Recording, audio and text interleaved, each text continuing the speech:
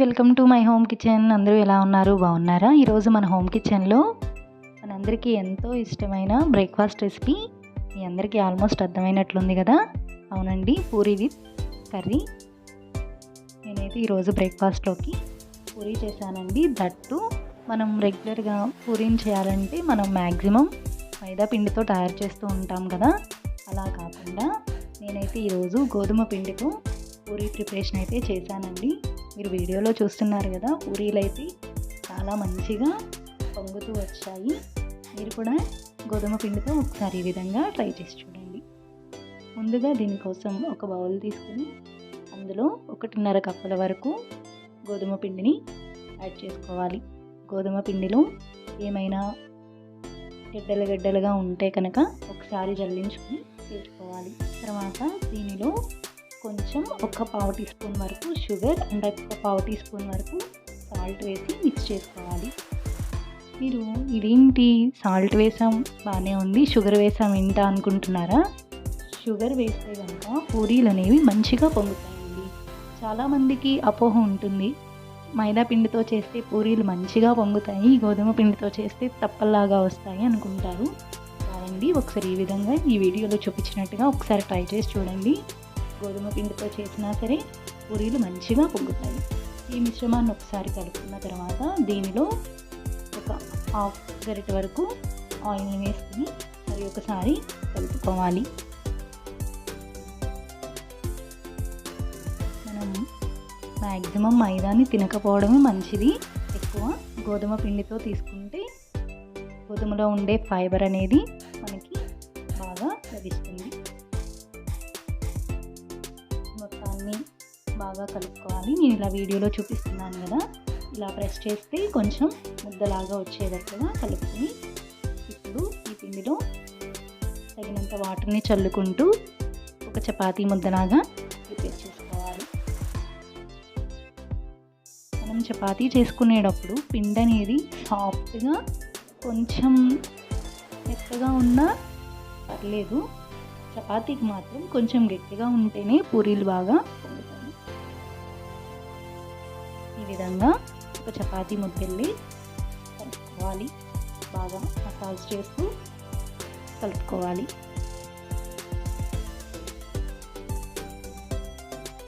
నేను వీడియోలో చూపిస్తున్న విధంగా పిండిని ఈ విధంగా కలుపుకోండి.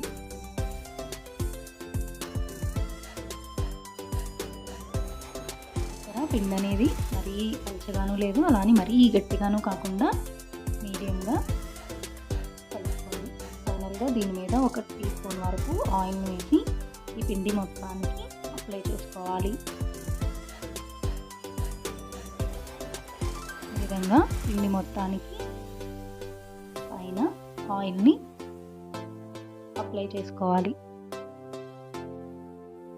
ఇలా అప్లై చేసి పిండిని ఒక 10 to 15 మినిట్స్ ఇలా ఏదైనా బౌల్ని మూత పెట్టేసి ఒక 15 వరకు సోక్ చేసుకోవాలి. 15 మినిట్స్ తర్వాత ఆ గిన్నెని తీసి మరి ఒకసారి ఇలా సాఫ్ట్గా మన చేతితో మసాజ్ చేస్తూ మరి ఒకసారి కలుపుకోవాలి. ఇలా కలుపుకోవడం వల్ల పైన మనం ఆయిల్ వేసాం కదా, ఆయిల్ కూడా పిండి అబ్జర్వ్ చేసుకుని పూరీలు మెత్తగా వస్తాయి, అలాగే మంచిగా పొంగుతాయి. ఈలోగా మనం స్టవ్ వెలిగించుకుని కడాయి పెట్టుకుని ఆయిల్ వేసుకుని ఆయిల్ని బాగా హీట్ చేసుకోవాలి. పూరీలు మంచిగా పొంగాలి అంటే కనుక ఆయిల్ అనేది బాగా హీట్ అవ్వాలి. ఇప్పుడు ఈ పిండిని మనకి ఎన్ని పూరీలు కావాలో అన్ని పూరీలకి తగినట్టుగా రౌండ్గా బాల్స్ చేసుకుని పూరీలు చపాతీలు ఇలా ప్లేట్ తీసుకుని, లేదంటే మీకు చపాతీ పీట మీద అయినా సరే ఇలా రౌండ్గా చపాతీలాగా చేసుకోవాలి. చపాతీని మరీ మందంగానూ వద్దు, అలాగే మరీ పలచగాను కాకుండా చేసుకోండి. మీకు పూరీలు అనేవి మంచిగా పొంగుతాయి. పలుచగా వస్తే తప్పల్లాగా అయిపోతాయి, లావుగా వస్తే గట్టిగా మందంగా అయిపోతుంది. చేసుకునేటప్పుడు అటు పలుచగాను కాకుండా అలానే మందంగాను కాకుండా మీరు ఈ పూరీలను ప్రెస్ చేసేటప్పుడు పొడి పిండిని కనుక వేసి ఆయిల్లోకి వెళ్ళాక ఈ కలర్ మారిపోయి ఆయిల్ అంతా పాడైపోతుందండి. పూరీ చేసేటప్పుడు డెఫినెట్గా మీరు ఇలా ఆయిల్ని అప్లై చేసుకుంటూనే చేయండి. ఆయిల్ కూడా ఎక్కువేం పట్టదండి, లైట్గా జస్ట్ ఆ పిండికి అంటిస్తూ రోల్ చేసుకోండి. ఈ విధంగా మీరు అన్ని పూరీలను మీకు ఎన్నైతే పూరీలు కావాలో అన్ని పూరీలు చేసేసుకుని ఒక ప్లేట్లో పెట్టుకుని ఆయిల్లో డీప్ ఫ్రై చేసుకుంటే సరిపోతుంది. ఈ విధంగా పూరీలు అనేవి పలుచగాను కాకుండా మందంగాను కాకుండా చేసుకుని ఇప్పుడు ఆయిల్ బాగా హీట్ అయింది కదా, స్టవ్ని హై ఫ్లేమ్లో పెట్టుకుని మెల్లగా ఒక్కొక్క పూరి ఆయిల్లో వేస్తూ టర్న్ చేసుకుంటూ రౌండ్గా గరిటెతో తిప్పుకుంటూ పూరీని ఫ్రై చేసుకోవాలి. చూసారా పూరీలు అయితే ఎంత చక్కగా పొంగాయో. ఈ విధంగా రెండు వైపులా గోల్డెన్ బ్రౌన్ వచ్చే వరకు ఫ్రై చేసుకోవాలి. చూసారా పూరీ అనేది మంచిగా పొంగింది, అలాగే మంచి గోల్డెన్ బ్రౌన్ కలర్లో ఫ్రై అయింది కదా. దీనిని ఒక ప్లేట్లోకి తీసుకుందాము.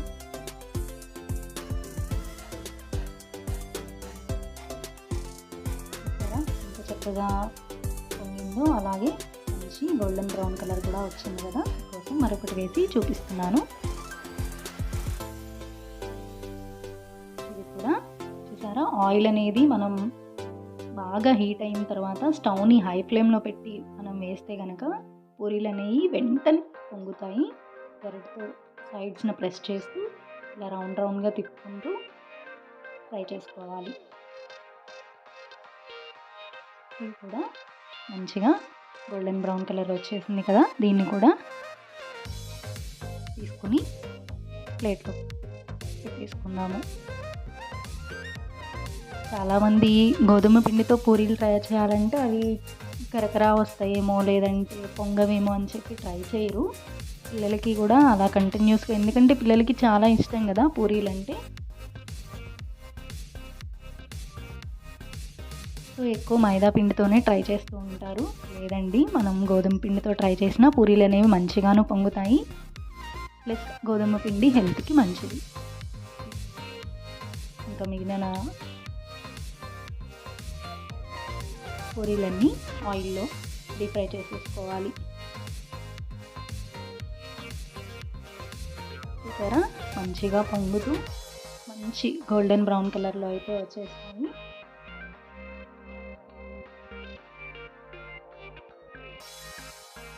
మనం మైదా పిండితో చేస్తే ఏంటంటే కొంచెం లైట్ కలర్లో వస్తుంది. మనం గోధుమ పిండితో చేస్తే కనుక కొంచెం థిక్ కలర్లో వస్తుంది. అంతే డిఫరెన్స్ తప్పించి టేస్ట్ అయితే గోధుమ పిండితోనే బాగుంటాయండి. మీరు ఒకసారి ఇలా ట్రై చేసి మీకు ఎలా వచ్చిందో కామెంట్ సెక్షన్లో కామెంట్ చేయండి. ఎంతమంది పూరీలను మైదా పిండితోనే చేస్తారు లేదంటే గోధుమ పిండితో ట్రై చేసిన వాళ్ళు కామెంట్ చేయండి. చూసారా వేడిగా పొగలు వస్తూ చక్కగా పొంగుతూ మన పూరీలు అయితే రెడీ అయిపోయాయి. దీనిలోకి కాంబినేషన్గా నేను ఆనియన్ కర్రీ కూడా చేశానండి. పూరీలు అయితే చాలా అంటే చాలా బాగా వచ్చాయి. టేస్ట్ అయితే చెప్పనవసరం లేదు, అల్టిమేట్గా ఉంది. మీరు కూడా ఒకసారి ఈ విధంగా ట్రై చేసి చూడండి. సండే వచ్చిందంటే అందరూ మ్యాక్సిమం పూరీని ప్రిఫర్ చేస్తూ ఉంటారు. ఎందుకంటే హడావుడి ఉండదు, అందరూ ఇంట్లో ఉంటారు కదా. పూరీ ట్రై చేస్తూ ఉంటారు. మీరు కూడా ఈ విధంగా ఒకసారి ట్రై చేయండి.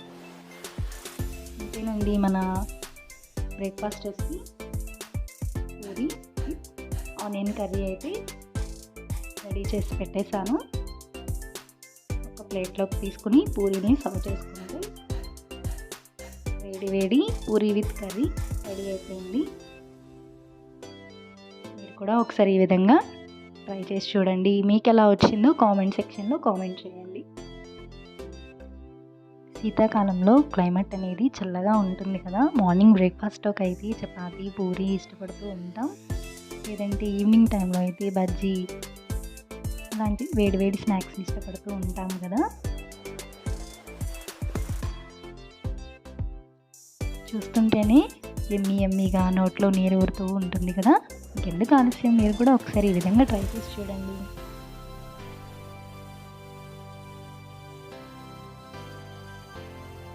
కూడా ఈ వీడియో యూజ్ అవుతుంది అనుకుంటున్నాను. ఈ వీడియో మీకు నచ్చినట్లయితే లైక్ చేయండి, షేర్ చేయండి, సబ్స్క్రైబ్ చేసుకోండి. Thank you for watching.